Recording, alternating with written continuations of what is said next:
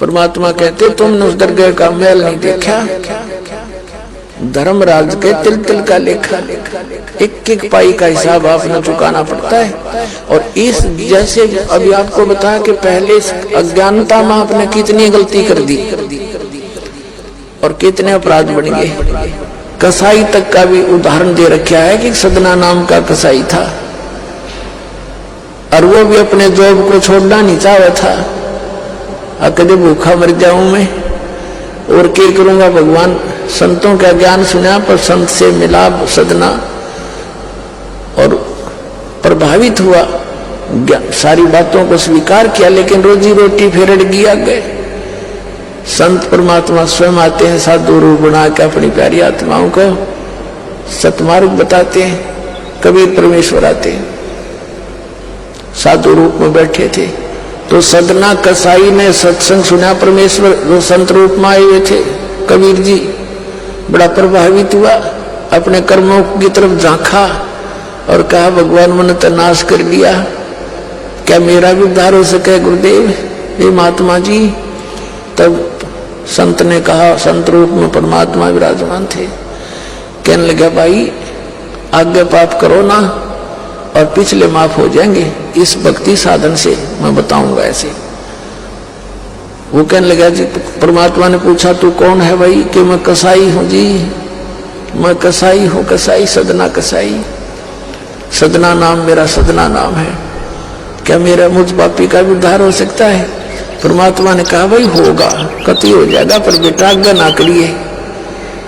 कहने लगा जी क्यों कर बात बनेगी, और तो कोई साधन नहीं रोजी रोटी का।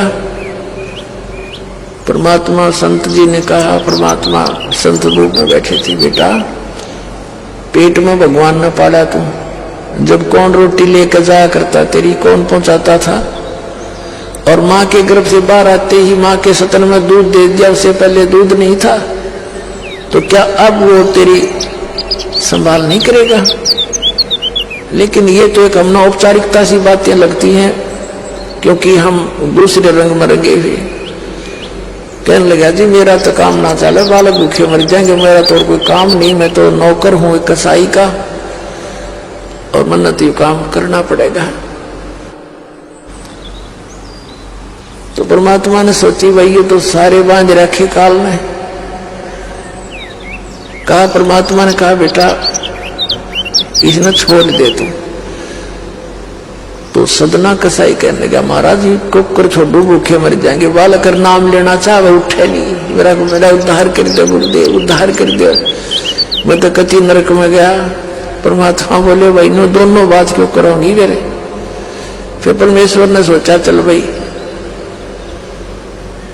चाकस होती है इसकी तो बहुत जबरदस्त इच्छा भगवान में। तो मालिक ने कहा ठीक है बेटा तू यूं करिए, एक अपना लिमिट बना ले कि इससे ज्यादा नहीं बकरे काटेगा, जितनी तू ज्यादा से ज्यादा बना ले, पर वही है वचन पे। अब सदना बोला जी ठीक है। उसने सोचा रोज के 5-4 काटने पड़े हैं, हम बेईमान से कहने लगा अब जी 100 तो ज्यादा नहीं काटूंगा डेली। परमात्मा बोले अच्छा भाई जाता ठीक है बेटा, दे रही है वचन पे, अकजी पक्का हूं मैं वचन का। चला गया। अब क्या हुआ कि उस शहर में राजा की लड़की का ब्याह हो गया, बरात आ गई और उसमें बकरे दारू चल रहे। मुसलमान बादशाह था, मतलब मांस तो आम खाते हैं, दारू शराब तो नहीं होगी खैर। अब उसके सदना के मालिक ने आदेश दिया कि सदना बड़ा ऑर्डर आएगा उससे, और भाई ला दिए बकरे डरा कर रख दिए 20। अब 20 काट दिए सदना ने, फिर डिमांड आएगी 20 की ओर। कहने का भाव ये है कि 100 के 100 बकरे कट गए। और सदना ने सोचा हे भगवान कति पूरी बात बनी, हे भगवान आपने प्रण भी आपने रखा, मेरी तो प्रतिज्ञा भी आपने रखी, मांझ दो के हथियार दर दिए, रहेगी इज्जत आजत, कति नाश हो गया था। इतने में परमात्मा ने क्या किया, एक बहुत बड़े व्यापारी का रूप बना के पहुंच गया सदना के मालिक के पास और कहा भाई मैंने ऐसे ऐसे कांटेक्ट करना, एग्रीमेंट करना तेरे से, रोज के 20, 30, 50 बकरे चाहिए और मैं ऐसे आगे सप्लाई किया करता हूं। तो बड़ा खुश हो गया वो सदना का मालिक कसाई, कहने लगा भाई ठीक है। और वो बोला जी बाकी एग्रीमेंट कराएंगे, सवेरे ही तो मैं थक रहा हूं, भूख लग रही है कि मैं खाना खिलाओ और बढ़िया बढ़िया स्वस्थ बकरे का मांस बनवाना। अब कसाई ने आदर किया नौकर के, सदना इधर आ। अब वो सदन कसाई आ गया, खां जी कि एक बकरा काट फटाफट। और बड़ा व्यापारी आया है, बड़ा एग्रीमेंट हो गया है, वो होगा बड़ी बढ़िया अच्छा। और भोजन तैयार करा, भेद रसोई में। अब सदना के तात पर फूल गए, क्या वह बात बिगड़ गई भाई, तो ना बड़ी बात, आज तो प्रतिज्ञा भंग होगी। अब उसने सोचा कि जब बकरा ना काटूंगा तो यू मालिक नौकरी तो निकालेगा, और जब बकरा काट दिया तो वचन भंग हो गया, मेरी तो बात बिगड़ गई दोनों तरफ से। तो उसने सोचा एक आदमी का भोजन बनेगा, तो उसने क्या सोचा कि बकरे के नले नले काट दूं अंडकोश, अब मेरा पर्ण भी रह जाएगा और भोजन भी बन जाएगा एक आदमी का। हथियार उठाया और बकरे के वो नले काटने चाहे, बकरा बुला दिया परमात्मा ने बोला सदना और देख भाई मर्यादा ना तोड़े, ना जाने कितनी बार तो तू बकरा बन लिया और मैं बना कसाई, और देखियो मैंने तेरे गल काटे हैं, तेरे को ऐसे नहीं काटा जैसे तू काटने जा रहा है। अब सारी रात तड़प कर मरूंगा मैं, तब भी फिर मैं ऐसे ही काटूंगा तेरे को, ये देख लेना। अब बकरा किस सदना किसके बकरे काटे था, हाथ मत कर छूट गई, कप्पा खड़ा खड़ा बकरा बोले ना काटर बैठ कर रोए। मालिक ने बाट देखी, रसोई में आवाज लगाई, रसोई से संदेशा गया जी अभी तक आया नहीं, मटेरियल पदार्थ नहीं आया, बनाऊं कुकर। खुद मालिक गया, सदना से कहा कि सदना क्या करा तूने, काटा नहीं बकरा। मैं नहीं काटू मालिक, मैं नहीं काटू। उसने सोचा तो दुश्मन है, ये प्रसन्न नहीं है मेरा इस एग्रीमेंट से, ये काहे का नौकर है। अब तू नहीं काटे ना मैं काटू। उठा गुस्से में सदना के दोनों हाथ काट दिए उसको साई मालिक ने, अरे एक मारी लात करते पैर काट दिया।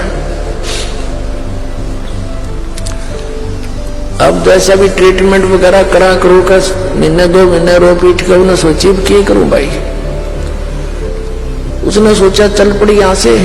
उस संत ने कहा था मैं वहां जगन्नाथ के मंदिर में रहता हूं, वहां आ जाना। उस जगन्नाथ के मंदिर की तरफ चल पड़ा। भाई परमात्मा ने जब इतना चमत्कार दिखाया है, बकरा बोलिया इसे बुंडे काम ना मैं तो कदे भी ना करो, मरो से जीवा से भूखे मरे। आदमी की कही तो ना सच्चा पर वह तो सच्ची होगी, सामने तो जुल्म हो गया। यूं तो बहुत बुरा जो है ना एक रूटीन है, यू नहीं करें भाई कति भी। संत साची के थे वो उस दिन बच्ची उसके उस गुरुदेव के पास समाधान के लिए चल पड़ा। देख कहां तक बिजली गिरती है इस बुंडे कर्मों से, कैसे फिर जो मालिक परम संत की सन्माज रक्षा कैसे होती है। अब वो चला जा रहा था, पहले सरपंच नहीं होते थे, नंबरदार होली सोली होता था गांव का, और 5-4 गांव में से एक गांव वाले व्यक्ति नंबरदार को कोई विशेष और पावर दे देता था राजा, जिसको दंडित भी कर सकता था अन्य किसी उनको। एक नंबरदार के घर पे रास्ते में जा रहा था, नंबरदार के घर पे रुक गया और कहा जी मैं रात में रुकूंगा, मैंने आगे यात्रा पे जाना है, जगन्नाथ में जा रहा हूं। तो पहले धार्मिक वैसे तो आम व्यक्ति की बहुत इज्जत करता था अतिथि की। नंबरदार ने सदना को रोक लिया, रुक जा भाई, भाई रोटी खाइए, अलग से व्यवस्था कर दी, खाना खुना खा ठाठ तरह। अब क्या हुआ कि उस नंबरदार की पत्नी जो थी वो बैड कैरेक्टर थी। उसने सदना के साथ दुर्व्यवहार करने की चेष्टा की। वह रोने लग गया, माई वो तो वहां दुखी व्यक्ति हो, रात काटनी है, काटन दे तो काट दे, न मैं भी चला जाऊंगा। तो उसने फिर शोर मचा दिया, अपनी बेइज्जती समझ कर लोग इकट्ठे हो गए। अक्यों मेरी इज्जत का गाक बने था, पकड़ लिया और वहीं उस शहर के अंदर, साथ में शहर था, वहां ले गए। राजा था, वहां का नवाब था, उसके सामने उसको पेश किया गया। उसको सजा सुना दी कि इसको मीनार में चिन दो, भुगत कर मरे। इसको कितना नंबरदार ने इसको इज्जत से रखा, इसने धोखा किया, उसी के साथ पत्नी के साथ दुर्व्यवहार करने की चेष्टा की। और उसकी पत्नी ने गवाही दे दी, जी मेरे ऐसे ऐसे स्वतन पकड़ लिए इसने। अब मीनार के अंदर खड़ा करके मीनार चढ़वा दिया, बंद कर दिया। अकाब मर जाएगा चिल्ला चिल्ला के, रो पीट के। तब सदना ने अर्ज करी, है गुरुदेव मैं तो पापी आत्मा था, मुझे तो इससे बदतर मौत मार दो, लेकिन मुझे ये भगत कहे थे कि मंदिर में जाओ ढेड और इसे इसके गुरु होंगे, और ऐसा करता था ऐसा करता था। दाता आपके नाम पर बट्टा लग गया, तो मैं तो नीच था, तो इससे भी बुरी मौत मार देते। दाता इस भक्ति की इज्जत रखियो मेरे मालिक। इतना ही कहा था, वो सारा मीनार फट गया और ईंटें उन सरपंच के सिर में लगी। उसकी पत्नी के दोनों सतन कटकर वहीं गिर गए, खून चल पड़ा। और जिन्होंने ये संदेश सुनाया था, अन्याय का फैसला सुनाया था, उनके सिर में ईंट लगी जा जाके। और देखा इतना आवाज हुई, आसपास सब भागे आए, देखने आए, और सदना के दोनों हाथ पूरे हो गए, कटे हुए नहीं रहे। बोलो सतगुरुदेव।